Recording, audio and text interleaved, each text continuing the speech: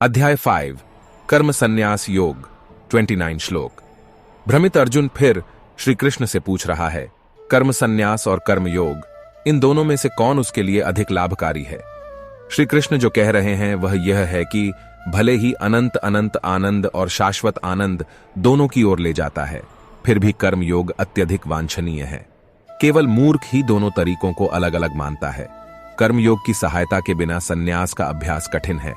जो व्यक्ति कर्मयोग के सही अर्थों में कर्म करता है वह कभी भी उस कर्म से दूषित नहीं होता। इसका रहस्य ईश्वर में स्थापित होने से उत्पन्न होने वाला सामंजस्य है। आत्मनियंत्रण इसमें बहुत सहायक है। अध्याय 6 ध्यान योग 47 श्लोक। श्री कृष्ण पिछले अध्याय में उल्लिखित संन्यास और योग के सिद्धांतों को समझाते हुए कहते हैं, जो अपने नियमित कर्तव्यों का पालन करता है फल की इच्छा से प्रेरित होकर ही सन्यासी और योगी होता है। वस्तुतः सन्यास और योग दोनों में कर्म त्याग की समानता है।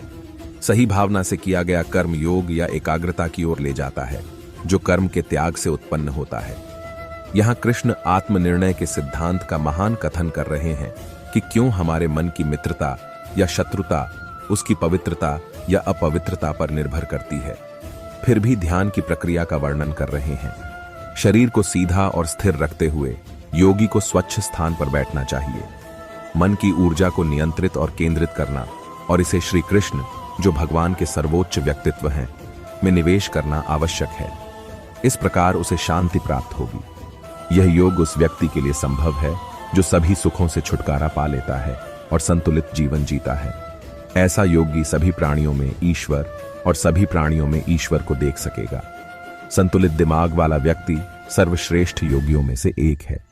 मन बहुत कठिन है लेकिन असंभव नहीं।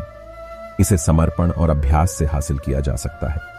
जब तक आदर्श से भटकने वाले योगी का सवाल है, वह फिर से योगियों के परिवार में जन्म लेगा और एक अनुकूल वातावरण ढूंढेगा और अंततः लक्ष्य प्राप्त करने के लिए और भी अधिक कठोरता से अभ्यास करेगा। इस कारण से वह अर्जुन से आग्रह कर रहे हैं कि योगी बने। अध्याय 7 ज्ञान विज्ञान योग 30 श्लोक।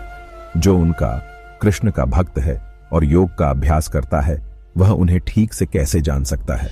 अध्ययन का वर्णन किया जा रहा है। जो लोग पूर्णता प्राप्त करना चाहते हैं, उनमें से सभी इसे प्राप्त नहीं कर सकते।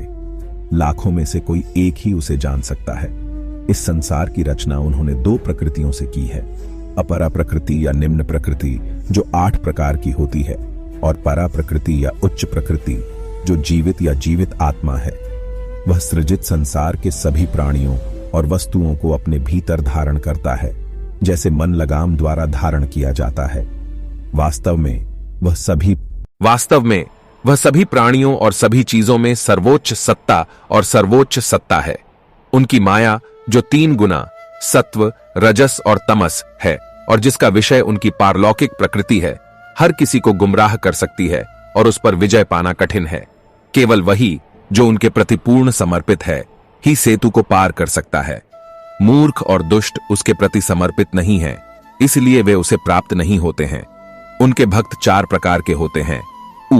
पीड़ित, अर्थार्थी, सांसारिक प्राप्ति के इच्छुक, जिज्ञासु, उन्हें जानने में रुचि रखने वाले, और बुद्धिमान। इनमें अंतिम श्रेणी के भक्त सर्वश्रेष्ठ हैं। आमतौर पर लोग अपनी मनोकामनाओं की पूर्ति के लिए विभिन्न देवी देवताओं की शरण में जाते हैं। वास्तव में वह परम भगवान कृष्ण ही हैं जो उन रूपों के माध्यम से उनकी इच्छाओं को पूरा करते हैं। वह परम भगवान अपनी योगमाया से ढके होने के कारण सभी के लिए प्रकट नहीं होते हैं। केवल वे ही लोग मुक्त होते हैं जो कर्म करते हैं, पाप रहित होते हैं और उनके प्रति समर्पण रखते हैं।